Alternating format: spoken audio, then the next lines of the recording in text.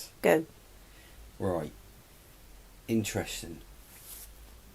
My girlfriend Tanya is videoing me. At the moment I'm going through a wave. But it's not the worst wave I've ever had. But I am going through one. But we've been doing some videos where I've been goofing off and being stupid and laughing, and that's been hilarious to see different sides of me. It's interesting with the depersonalisation thing. You forget what you are and what you're like and who you are, and it's funny to see it, see it on video. You get kind of numb and cut off from yourself, so to see it is it's encouraging. But trying to be a bit more serious. There's nothing like a good wave to make you serious, to bring you back down to earth.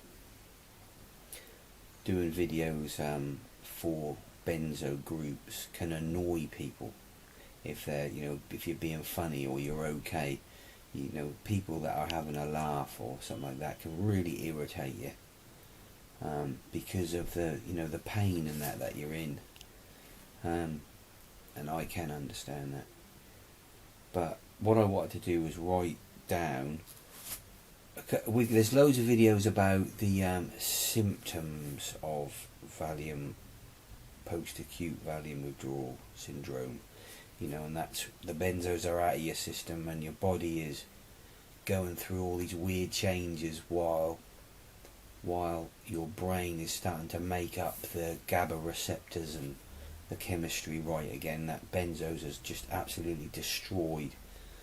I was watching a video today and someone was saying that how relentless and unforgiving and unmerciful the flipping benzos can be. The withdrawals and the thoughts, and there's a lot of things that are very, individual. If you're an individual, and what makes someone scared, or how people respond to fear is different. Some people might be scared of different things, but everybody's got an intense fear. And the intense fear and the fear and stuff manifests itself in different ways. For me personally, at the moment, mine is manifesting in tension. I've got bizarre tension all over my shoulders and my neck and my head and stuff. So, that's the way it's manifesting.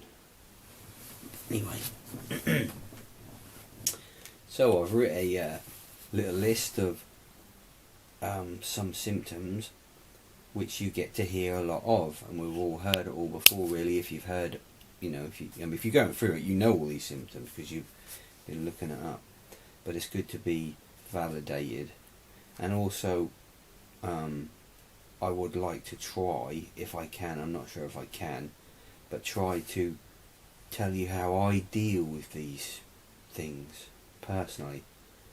Not only how I deal with them, but how I'd like to deal with them, because sometimes you know how to deal with them, but things get so intense in this thing that you just, the way to cope, you can't do it. You just can't do it, So anyway, let me just run through this symptom list. This is not exhaustive, it's just a quick one I did. And my personal thing is I get, inferiority thoughts. And I get persecution thoughts. I think people are trying to do things, and that's my psychosis. Psychosis is another one for the list. Pain, depression, tiredness, sensitivity, both emotional sensitivity and physical sensitivity to light, feelings and stuff, noises and that. Memory, fog. Just your mind just shuts off. Anxiety, depression, derealisation, depersonalisation, headaches, shaking, confusion, racing thoughts, rage, paranoia, toxic naps where you fall asleep and just jolt up awake, defensiveness, agoraphobia, panic attacks, social phobia. Right, so list, great. Not very encouraging list of things, but I'm going to say what I do, or what I should do and what I do. Inferiority thoughts.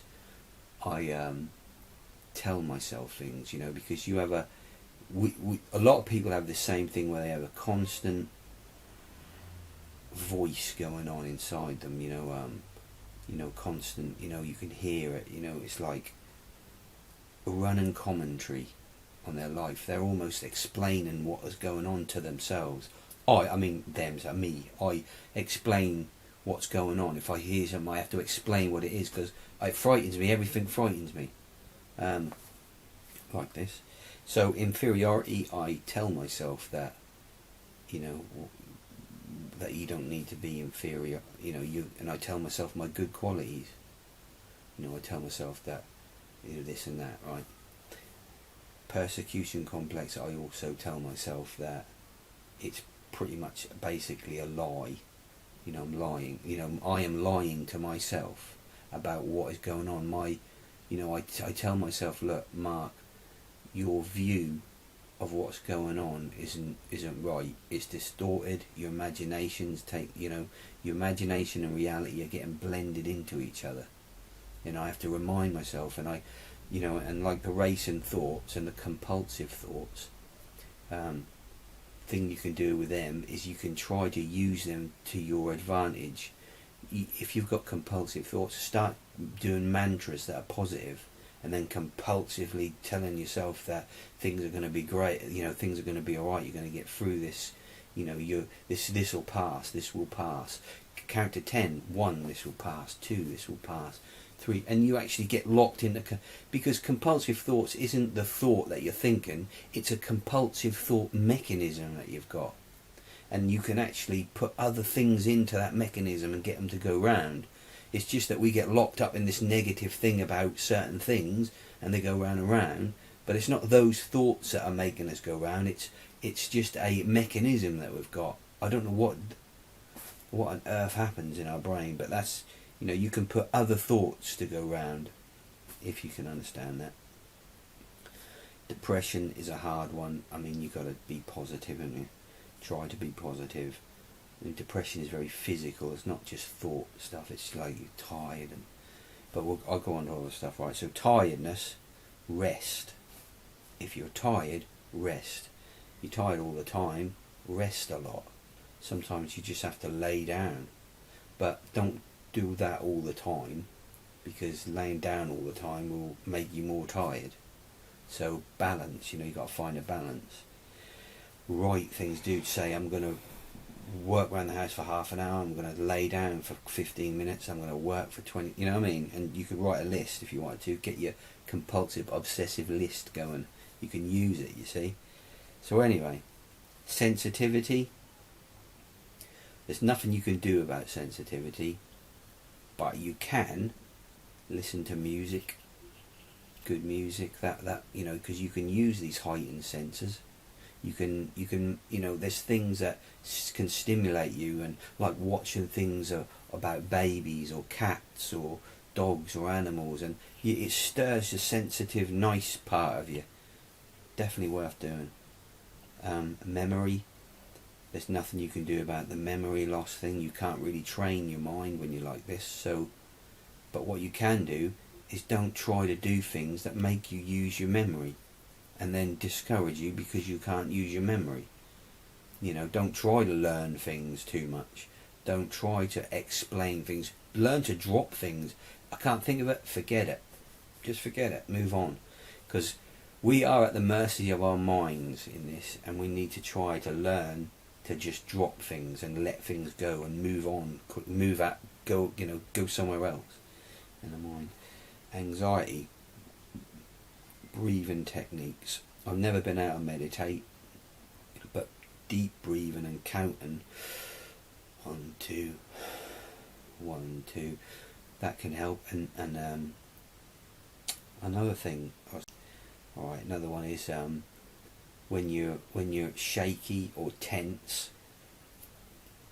and shaking, and you're not being able to sit still, movement, you know, like I've got a rocking chair at home, and you sit in that, or you just sway, and you know, the movement can help you to, it's when you're sitting dead still that you can't relax properly. It's really odd.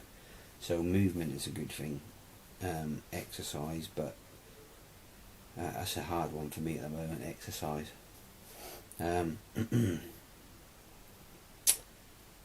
Depersonalization. Doing videos helps. Seeing yourself, because you're always better than what you think that you know how you're being perceived. Or all right, the derealization. When you're out and about, there's a little technique you can use. Apparently, is where you can you need to ground yourself in the here and now and in the moment, and like touch yourself, like scratch yourself or nip yourself even, or if you had something that was cold, you can touch that. You know what it is you're this is what I perceive that kind of derealization type thing is. It's when you can't really focus and you're looking at everything all at once. You know, it's that kind of thing. You need to, you know, and then if you get an anxiety type thing, you focus on that intensely, and it's really odd. So like, you know, finding something to focus on, you know, accounting, you know, there was this thing where you do your 5 senses on your hand, you know, your sight, smell, touch, hearing, and I can't remember what the other one is, but you know, so if you stimulate those in some, you know, or have a you know, I used to do this thing where I focused. It's a weird thing to do, right? But I used to go out and I would do this imaginary thing where I would imagine a picture of a green push bike. I would call it a red bike. So my brain would focus on this picture of a green bike, and I would say this is a red bike. So I'd be tricking myself, and for some reason that took my mind off of all this other rubbish that was going on. Might be worth trying. Racing thoughts, again, you know, compulsive thoughts, intrusive thoughts you can't do nothing about. You've got to drop whatever. You got to learn to just keep saying no. You know, you have got to acknowledge, because some of the thoughts are true. So you acknowledge the thought and move on, because what's the point in thinking of it? And things are only real when you're thinking of them. So we've got to learn to kind of, you know, once it's thought, it's thought. You can't unthink it, and you can't not think it, because by not thinking something, you're thinking about it. So you've got to replace it, move on, think about something else, learn to you know, think things yourself, and not let yourself think for you, if you know what I mean. Anyway, rage, you know, you've got to have I don't know how to deal with that one. You get angry at things, you can't stop it. It actually almost feels good for a minute or two, and then turns on you and gives you tension and makes you feel horrible. So rage, I think you've got to be able to flip and express it the right way, you know. Tense up, get angry, shout when there's nobody about, if you want to. Don't hit things, it hurts too much. Yeah. Paranoia, well that's a difficult one. Like I was saying, I have to tell myself that I have psychosis. This probably isn't real, or I'm perceiving it wrong. But sometimes the things I think I'm paranoid about are real things that are real. People are staring at you, because people do stare at you sometimes. But if I focus on that and I try to wrestle with that, I give it power, don't I? So, right. Toxic naps, these are a good one. Where you're really exhausted and you really feel like you've got to sleep, and you lay down, you shut your eyes just to relax and try and find some peace. You fall asleep, and within 3 seconds you've been bolted awake like someone's electrocuted you, and also injected you with a load of toxic and poison. You can't do anything about them, but you can not go to sleep, because during the day going to sleep, I always get that. And the only good thing about them is they remind me that I am still in valium withdrawals, because that's not a natural thing to happen. So I know that I'm not right. So it reminds me that, you know, things they're not right for me, and it's not me. You know, I can't do nothing about it.